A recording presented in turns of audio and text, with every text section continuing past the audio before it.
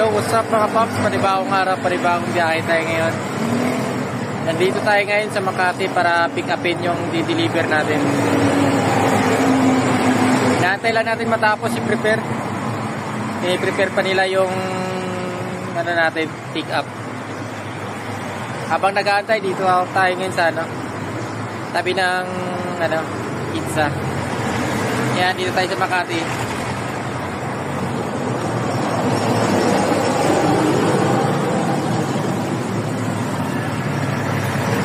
Ayan mga paps, maya okay na yun, babiyahin na natin yun mamaya. Ayan, waiting time.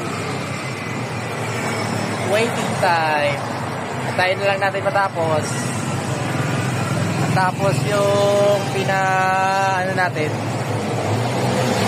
At tatapos na din yung matagal natin inaantay mga paps. Ito na, di-deliver na natin to. Ay, tayo, Upper Bikutan.